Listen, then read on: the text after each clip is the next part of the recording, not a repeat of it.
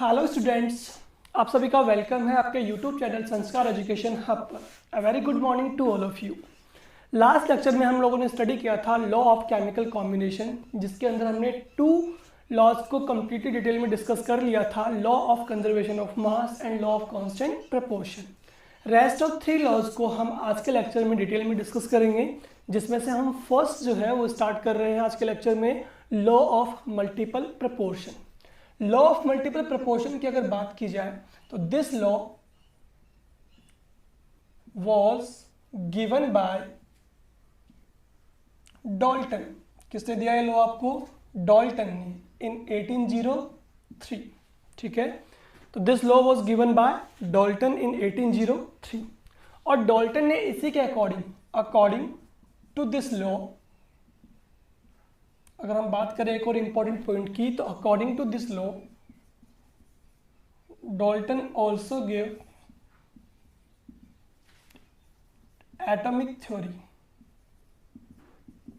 ठीक है, हमने पढ़ा होगा कि 1803 में डॉल्टन ने एक एटॉमिक थ्योरी भी दी थी, जिसमें कहा गया था कि एटम जो है वो आपके किसी भी मैटर का सबसे स्मॉलेस्ट पार्टिकल होता है, जिसे हम और सिंपल फर्दर पार्टिकल्स में डिवाइड नहीं कर सकते। ठीक है, हालांकि हम ये डॉल्टन एटॉमिक थ्योरी जो है वो अपने नेक्स्ट लेक्चर में डिस्कस करेंगे। ठीक है, बट मैं आपको बता दूं कि डॉल्टन एटॉमिक थ्योरी कहाँ से आई, वो इसी लॉ पे बेस्ड थी आपकी। ठीक है, यानी कि 1803 में डॉल्टन ने इसी लॉ पे आपका एटॉमिक थ्योरी दी थी, जिसे हमने बोला था Dalton atomic theory.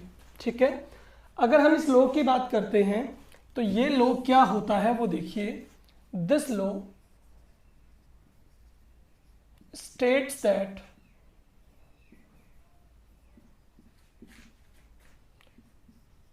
two elements when two elements combine to form more than one chemical compound,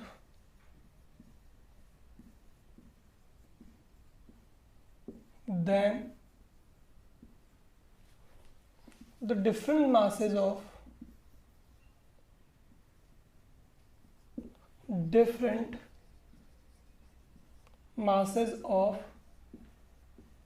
one of the element which combine with the fixed mass of another element are in simple whole number ratio। ठीक है, तो ये law क्या होता है? इस law की बात की जाए तो इस लॉ में सिंपल सी है, हालांकि लैंग्वेज थोड़ी टिपिकल है, समझ में नहीं आती है, लेकिन कहानी बहुत सिंपल है इस लॉ की, जो हमको easily with in suitable example आपको समझ में आ जाएगी। तो क्या है, यदि आपके व्हेनेवर कोई भी टू एलिमेंट्स कंबाइन होते हैं और वो क्या बनाते हैं, more than one chemical compound का फॉर्मेशन करते हैं। सपोज दैट आपने कोई भी एलिमेंट्स लिए, उन दोनों को आपस में कंबाइन किया और उनके कॉम्बिनेशन से अगर आपके पास में 2 और मोर डिफरेंट क्या बन जाते हैं, केमिकल कंपाउंड, तो उनमें से वन ऑफ द एलिमेंट, उनमें से एक एलिमेंट ऐसा होगा, दोनों एलिमेंट में से, जो आपका होगा डिफरेंट मासेस का, जो कंबाइंड किससे होता है, एक दूसरे एलिमेंट से, जो कैसा है, फिक्स्ड मास का। यानी यहाँ पे दोनों एलिमेंट में से क्या होगा, एक एलिमेंट आपका फिक्स्ड मास का रहेगा, जबकि अनदर एलिमेंट जो है वो कैसा रहेगा, आपका डिफरेंट मासेस का रहेगा। ठीक है ना, यानी जब भी दोनों एलिमेंट आपस में कंबाइन होते हैं तो एक एलिमेंट फिक्स मास का रहेगा कंप्लीट थ्रू आउट, और दूसरा जो एलिमेंट है वो आपका डिफरेंट मासेस का है, जो उससे कंबाइंड होकर के डिफरेंट केमिकल कंपाउंड का फॉर्मेशन करेगा। ठीक है, ऐसा होगा। और जब ऐसा होगा तो उन एलिमेंट्स के जो आपस में मासेस के जो रेशियो है वो कैसे होंगे, आपके सिंपलर होल नंबर के अंदर होंगे। ठीक है, ये लॉ गिवन था बाय डॉल्टन इन 1803, जिसे कहा गया लॉ ऑफ मल्टीपल प्रपोर्शन। हालांकि अभी आपको बहुत एक सुटेबल एग्जांपल मैं यहाँ पे दे रहा हूँ, जिससे आपको ये चीज़ थोड़ी इजीली समझ में आ जाएगी। देखिए, सबसे पहले हमने क्या कहा कि हमने 2 एलिमेंट्स लिए, जैसे कौन सा लिया, कार्बन एंड ऑक्सीजन। ठीक है, बहुत सिंपल सा एग्जांपल दे रहा हूँ मैं, आपको समझ में आ जाएगा। हमने सबसे पहले 2 एलिमेंट्स लिए, कार्बन एंड ऑक्सीजन। इन दोनों को अब हमें क्या करना है, कंबाइन किया। कार्बन प्लस ऑक्सीजन को क्या बनाया, CO, कार्बन मोनोऑक्साइड। ठीक है, अगेन हमने कार्बन प्लस ऑक्सीजन कंबाइन किया, इस बार हमने क्या बना दिया, CO2, यानी यहाँ पे ऑक्सीजन कितने मोल ले लिया हमने, 2 मोल्स। ठीक है, जबकि यहाँ पे कितना मोल लिया अपन ने, 1 मोल। समझ गए ना। तो कार्बन प्लस ऑक्सीजन 2 एलिमेंट है, लेकिन इन दोनों एलिमेंट के कॉम्बिनेशन से आपके पास 2 डिफरेंट केमिकल कंपाउंड बने कि नहीं बने, बने। एक बना कार्बन मोनोऑक्साइड और एक क्या बना, कार्बन डाइऑक्साइड। तो यहां तक की लाइन हमारी कंप्लीट हो जाती है। देखिए अब ध्यान से, when 2 elements combine to form more than 1 chemical compound, यानी 2 एलिमेंट आपस में कंबाइन हो रहे हैं और मोर देन 2 केमिकल कंपाउंड का फॉर्मेशन कर रहे हैं, then the different masses of one of the element. मैंने कहा था कि दोनों एलिमेंट जो आपस में कंबाइंड हो रहे हैं उनमें से एक एलिमेंट का मास क्या होगा, डिफरेंट, जबकि एक का क्या रहेगा, सेम रहेगा। ठीक है, तो जो डिफरेंट पार्ट्स ऑफ मासेस के साथ में यहाँ पे दूसरे एलिमेंट से कंबाइंड हो रहा है, उनके मासेस का जो रेशियो है वो ऑलवेज किस में होगा, सिंपलर होल नंबर में। अब देखिए फटाफट से, अगर मैं कार्बन मोनोऑक्साइड की बात करूँ तो यहाँ पे कार्बन का मास कितना हो जाएगा, 12, पता है एटॉमिक मास यही होगा। जबकि ऑक्सीजन का कितना है यहाँ पे, 16।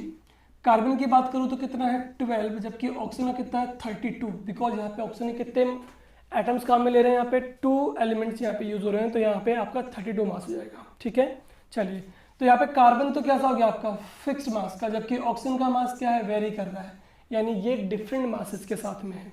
तो ऑक्सीजन का मास कितना यूज हो रहा है यहाँ पे आपका, 16। ठीक है, मैं क्या कह रहा हूँ, ये कह रहा हूँ कि ऑक्सीजन का जो टोटल मास है 16 पार्ट्स, वो यूज हो रहा है 12 पार्ट्स के साथ में। ठीक है, जबकि यहाँ पे ऑक्सीजन का कितना मास यूज किया जा रहा है, 32 मास यूज हो रहा है। तो कितना हो जाएगा, 16:32, यानी ऑक्सीजन की यहाँ पे बात की जाए तो। ठीक है, तो 1 द रेशियो कितना हो गया, 2, यानी किस रेशियो में है, आपके सिंपलर होल नंबर रेशियो में है। ठीक है, समझ में आ गई बात। तो डिफरेंट मासेस ऑफ एलिमेंट जो है उसका मास हमेशा किस में रहेगा, आपका सिंपलर होल नंबर रेशियो में रहेगा। यही लो है आपका लॉ ऑफ मल्टीपल प्रोपोर्शन। फटाफट से इसका स्क्रीनशॉट ले लीजिए, फटाफट क्विक से, फिर मैं आपको कुछ और एग्जांपल दे रहा हूँ इसी के, जिससे आपको और बेटर समझ में आ पाएगा कि what is law of multiple proportion. Complete.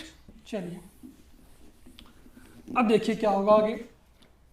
आगे हमने एग्जांपल जो लिया है वो लिया है किसका, oxides of nitrogen, oxides of nitrogen. चलिए, यहाँ पे 2 एलिमेंट जो हम कंबाइन करने वाले हैं वो कौन कौन से हैं, नाइट्रोजन एंड ऑक्सीजन। कौन कौन से हैं, nitrogen and oxygen. Nitrogen oxygen combine करने पे हमारे पास बना N2O, बना NO, बना N2O3, बना N2O4, बना N2O5। देख लीजिए, यहाँ पे जितने भी आपके पास केमिकल कंपाउंड बने हैं उनमें केवल 2 ही एलिमेंट्स यूज हुए हैं, नाइट्रोजन और ऑक्सीजन। लेकिन हमारे पास में केमिकल कंपाउंड कितने बन गए, टोटल 5 बन गए ना।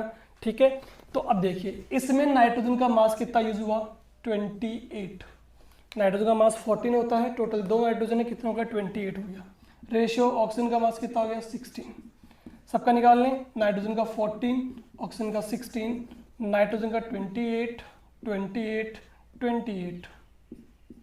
ठीक है, जबकि ऑक्सीजन का कितना हो गया, यहाँ पे 3 है, तो हो गया 16 × 3 48, 16 × 4 64, 16 × 5 80। ठीक है, अब देखो यहाँ पे ऑक्सीजन का मास जो है वो कर रहा है आपका वेरी। ठीक है, देखिए किस हिसाब से, अगर मैं बात करूं the parts of oxygen by mass, जो हुआ आपका use according to parts of, according to 14 parts of nitrogen by mass. ठीक है, मैं क्या बोल रहा हूं आपसे कि हर एक नाइट्रोजन के 14 मास के अकॉर्डिंग अगर बात करें, किसके अकॉर्डिंग, 14 मास के अकॉर्डिंग, तो ऑक्सीजन का कितना पार्ट ऑफ मास यहाँ पे यूज हुआ है। अगर मैं इसे 14 कंसिडर करूं तो हमारे पास कितना मास यूज किया गया, 8। यानी फर्स्ट वाले में हमारे पास ऑक्सीजन का मास जो यूज हुआ वो कितना हुआ, 8। सेकेंड में 14 के अकॉर्डिंग कितना मास यूज किया गया है, 60। ठीक है, यहाँ पे 14 के अकॉर्डिंग बात करूँ तो कितना मास यूज़ किया गया है, 48 का हाफ कर दीजिए, कितना हो गया है 2 एंड 4 यानी कि 24 हो गया है रेशियो।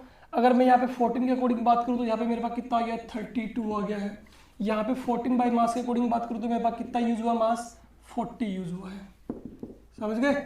तो ये जितने भी आपके पास में केमिकल कंपाउंड्स बने हैं इनके अंदर ऑक्सीजन जो है वो डिफरेंट मासेस का एलिमेंट है यहाँ पे।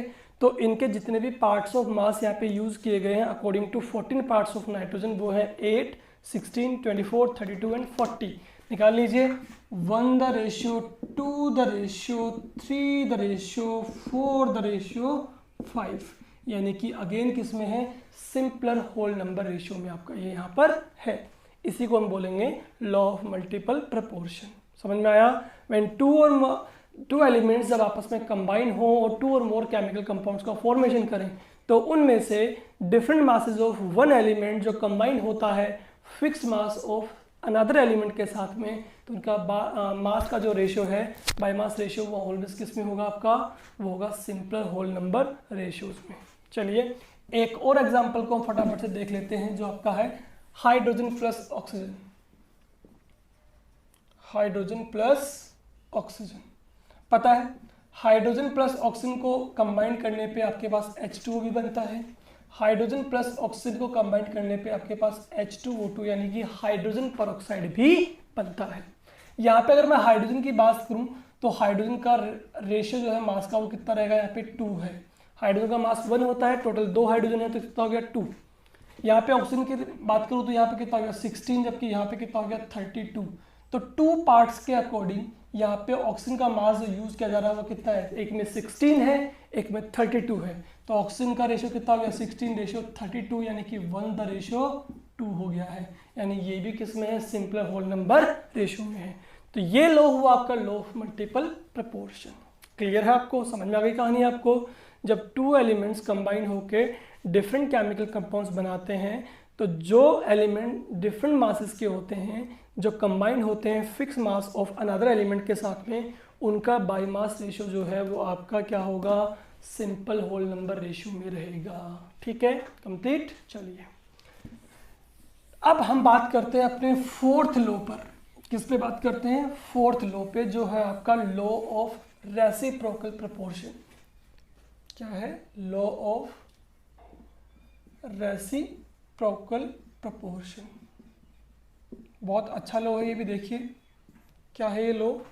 अगर हम बात करें this law was proposed by रिट्जर। किसने दिया था ये लॉ, रिट्जर ने दिया था 1792 के अंदर। ठीक है, अकॉर्डिंग टू दिस लॉ, ये लॉ क्या है वो देख लीजिए फटाफट से। व्हेन, या लिख लीजिए यहाँ पे, two different element combine separately with fixed mass of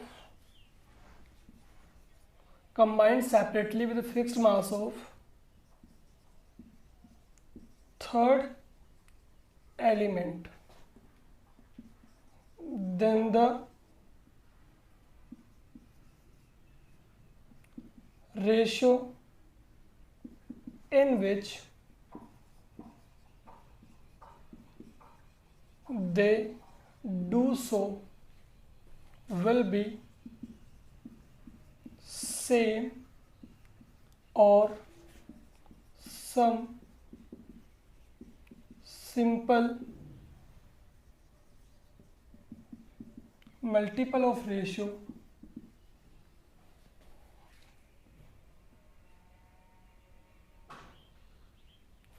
they do so will be same or some simple multiple of ratio by which in which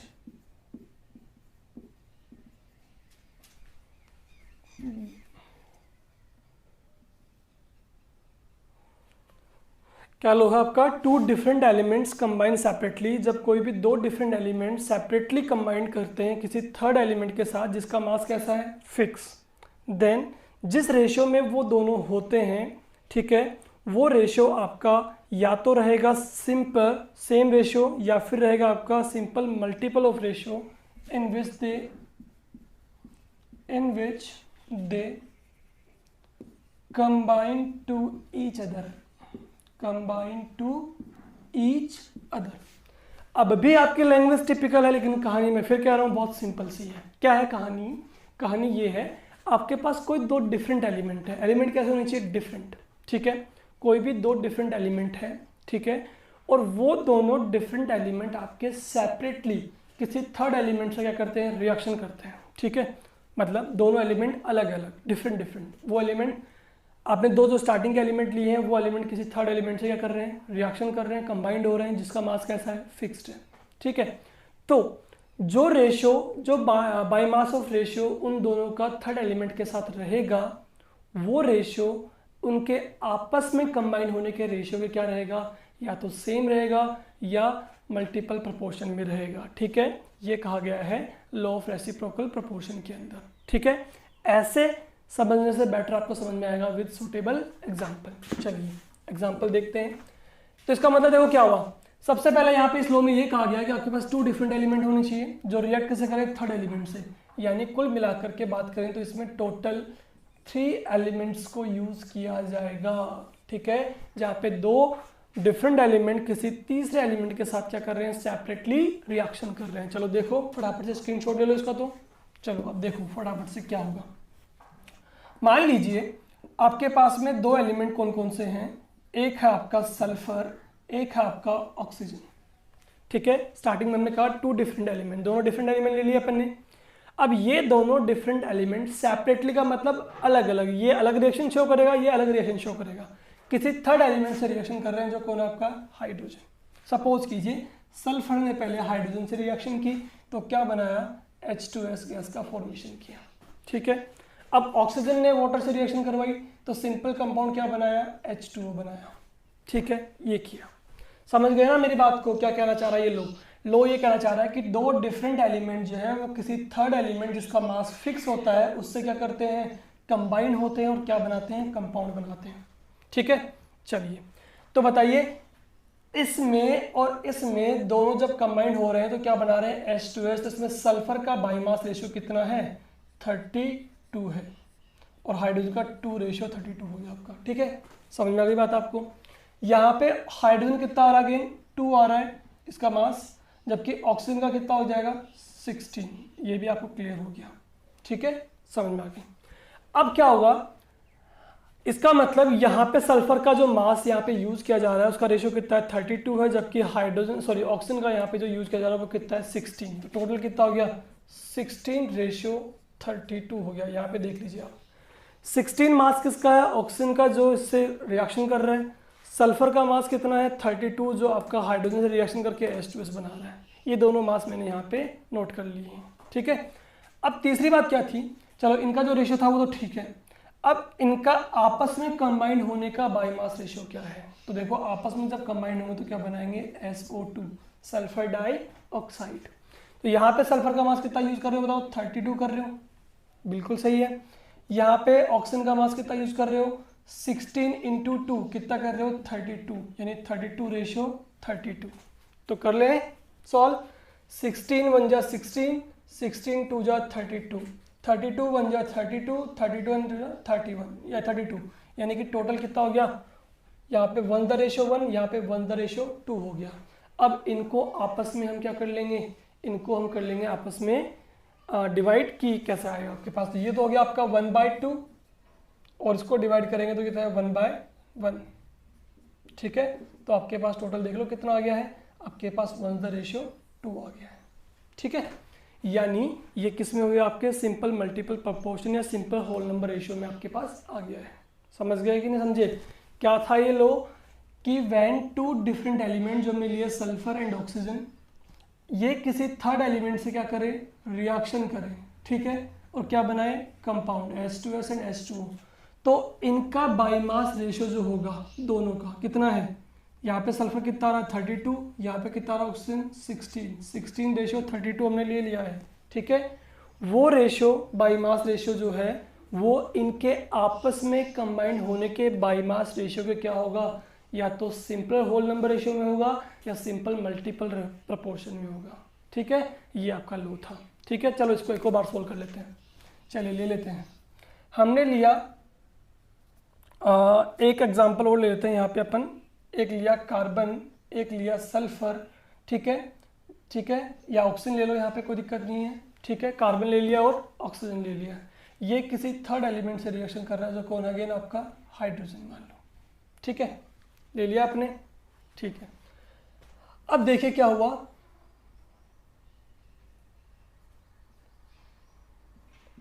या यहाँ पे आप एक काम कर सकते हैं, आप चाहे तो सल्फर भी ले सकते हैं, ठीक है, जो भी आपको लेना हो कोई दिक्कत नहीं इसमें, ठीक है। कार्बन सल्फर से क्या बनाएगा CS2, कार्बन डाई सल्फाइड। यहाँ पे कार्बन का जो बायोमास रेशियो वो कितना है 12 रेशियो 64। खैर इससे हमें मतलब नहीं है, हमें मतलब किससे, कार्बन का रेशियो बायोमास रेशियो कितना है 12 है। ऑक्सीजन जो है, चलो यहाँ पे हाइड्रोजन ही ले लो आप, सबसे बेस्ट रहेगा, आपको इजीली समझ में आ जाएगा। आपको यहाँ पे CH4 बन जाएगा आपका 12 रेशियो 4, ठीक है।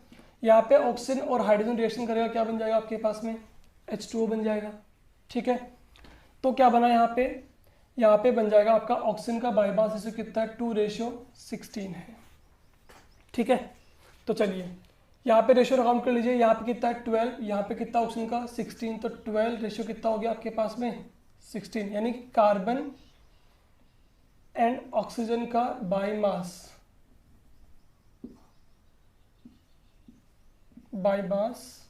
विथ हाइड्रोजन कितना हो गया रेशियो 12 रेशियो 16, यानी कि 3 रेशियो 8 हो गया है, सॉरी 4 3 जा 12, 4 4 जा 3 रेशियो 4 हो गया आपका, ठीक है।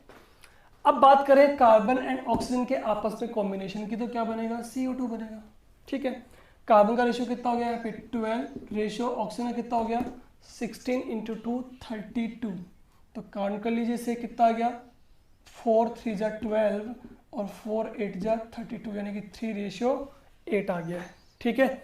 अब इनको आपस में कंपेयर कर लीजिए, तो 3 रेशियो 4 कितना हो गया 3/4 डिवाइड बाय 3 रेशियो कितना हो गया 3 डिवाइड बाय 8, तो हमारे पास कितना आ जाएगा 3 से 3 गया तो 1 हो गया, 4 1 जा 2, यानी कि 1/2, यानी अगेन किस में आ गया सिंपल होल नंबर रेशियो में, ठीक है। बहुत आसान है, 2 एलिमेंट्स लो डिफरेंट, उनको कंबाइन करो किसी थर्ड एलिमेंट से, इनके बाईमास रेशियो ले लो, ठीक है, फिर इनको आपस में कंबाइन करो, क्या करो आपस में कंबाइन करो, इनका भी बाईमास रेशियो ले लो, फिर इनको आपस में कंपेयर कर लो। ये हमेशा किस में आना चाहिए, सिंपल होल नंबर रेशियो में या मल्टीपल रेशियो में आना चाहिए, तब तो ये लॉ ऑफ रेसिप्रोकल प्रोपोर्शन को फॉलो करता है, अदरवाइज नहीं करता है, ठीक है, समझ गए होंगे। चलिए, तो ये आपका law of reciprocal proportion complete हो जाता है। इसके बाद हमारा लास्ट जो बचता है वो बचता है गे-लुसेक लॉ, ठीक है। लास्ट लॉ जो हमारा है वो कौन सा आपका 5th जो है वो क्या है, गे-लुसेक लॉ, ठीक है। ये बेसिकली ये लॉ जो है वो किसके लिए दिया गया है, आपकी गैसेस के लिए दिया गया है, ठीक है। इसकी बात करें, this law was given by गे-लुसेक in 1808, ठीक है। इसकी हिस्ट्री हुई कि ये लॉ किसने दिया, ये लॉ जो है वो किस पे एप्लीकेबल है, केवल और केवल गैसेस पे, ये नोट कर लीजिएगा, this law is only applicable for gases and this law was given by Gay Lussac in 1808, ठीक है। अगर हम इस लॉ की बात करें तो ये लॉ आपका क्या होगा देख लीजिए, when gases react together then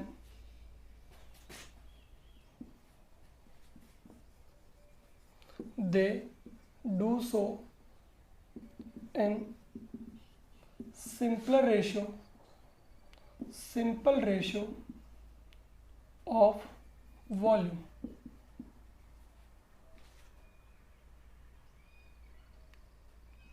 of each other बोल सकते हैं या वन अनदर बोल सकते हैं। ठीक है, समझ गए क्या कहा गया कि जब भी आपकी गैसेस जो हैं वो आपस में रिएक्ट करती हैं एक साथ, तो वो ऑलवेज आपके सिंपलर रेशियो ऑफ वॉल्यूम में होंगी। ठीक है, अगर उनके वॉल्यूम की बात करें तो उन गैसेस के वो जो वॉल्यूम है वो ऑलवेज आपके सिंपलर रेशियो में रहेंगे एक दूसरे के साथ। ठीक है, समझ गए होंगे मेरी बात को। एंड ऑल्सो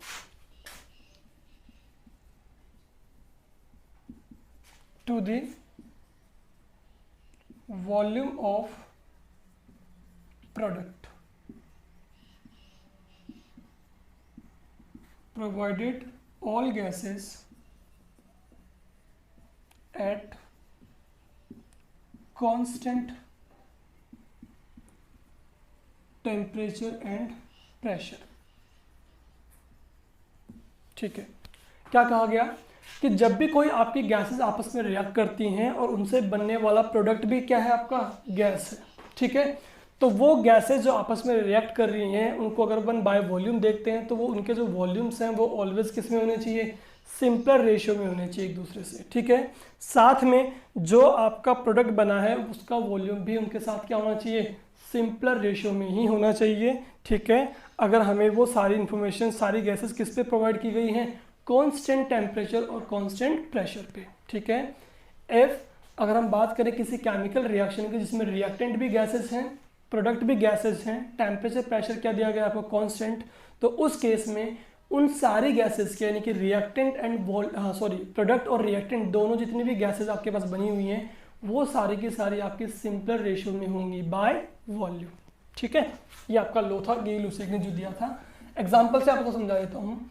जैसे आपने रिएक्शन कराई हाइड्रोजन गैस की किससे, क्लोरीन गैस से, तो आपके पास क्या बना, HCl। ये भी क्या है, गैस, ये भी क्या है, गैस, और ये भी क्या है, आपका गैसेस है।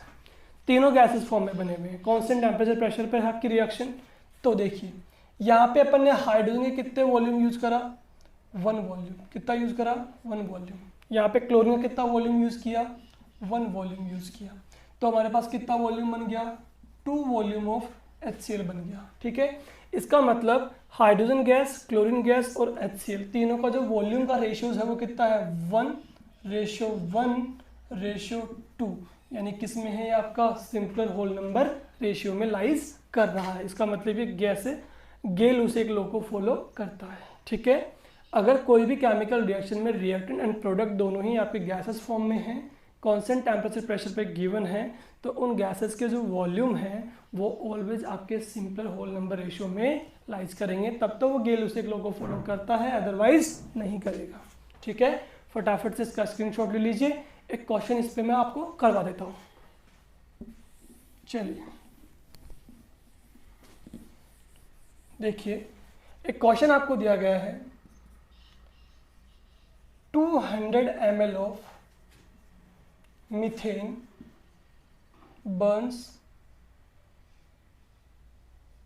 in the presence of oxygen to give CO2 and H2O. Then calculate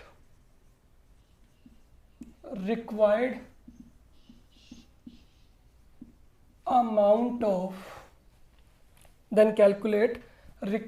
amount of oxygen and CO2 which is formed.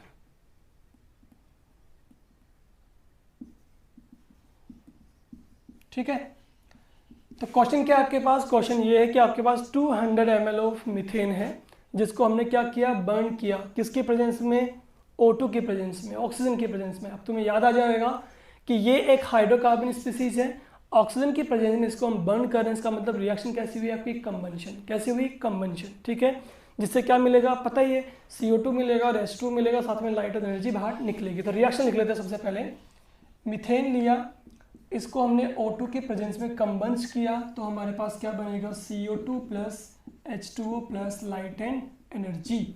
लेकिन हमें इस रिएक्शन को पहले बैलेंस करना होगा। कार्बन हमारे पास कितना है 1 है, इसका मतलब एक ही CO2 बनेगा, डेफिनेट है।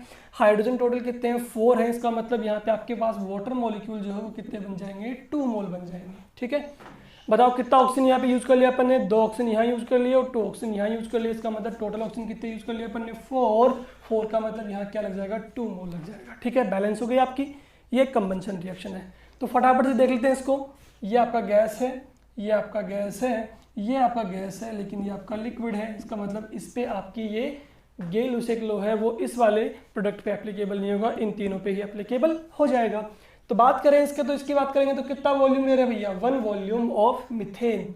कितने वॉल्यूम ऑफ ऑक्सीजन से रिएक्शन कर रहा है 2 वॉल्यूम ऑफ ऑक्सीजन से रिएक्शन कर रहा है। तो आपके पास 1 वॉल्यूम ऑफ क्या बन रहा है CO2 का फॉर्मेशन हो रहा है। तो 1 वॉल्यूम 2 वॉल्यूम एंड 1 वॉल्यूम आपका यहाँ पे देख रहे हैं अपन। अब बताइए एक्चुअल में कितना ml हमने इसको यूज किया था CH4 को। तो हमने इसको मार्स गैस बोलते हैं भैया मीथेन। ठीक है, मार्स गैस से बना है आपका 200 ml हमने इसको यूज करा। तो देखो अगर इसका 200 ml हमने यूज किया है 200 ml मिलीलीटर, तो कितना वॉल्यूम के साथ में है आपका 1 वॉल्यूम से। तो बताओ ऑक्सीजन का कितना वॉल्यूम चाहिए होगा 2 वॉल्यूम, तो यानी ऑक्सीजन हमें चाहिए होगा 400 ml। ठीक है, जस्ट डबल, जस्ट मल्टीपल। ठीक है, और इसका भी हमारे पास कितना वॉल्यूम आ रहा है 1 वॉल्यूम, इसका मतलब CO2 जो हमारे पास बनेगा वो कितना बनेगा 200 ml ही बनेगा। तो हमारे पास आंसर क्या हो गया कि हमें O2 जिसकी रिक्वायरमेंट होगी वो होगी 400 ml की, जबकि CO2 जो हमारे पास बन रहा है वो कितना बन रहा है 200 ml बन रहा है। ठीक है, तो यहाँ पर अपने लॉ ऑफ केमिकल कॉम्बिनेशन जो है वो कंप्लीट हो जाते हैं। ठीक है, इसके बाद हम अपने नेक्स्ट लेक्चर में जो Dalton atomic theory and Avogadro hypothesis को डिस्कस करेंगे। ठीक है, और फिर फर्दर अपन अपने मोल कंसेप्ट के चैप्टर पे चले जाएंगे। ठीक है, चलिए, थैंक यू।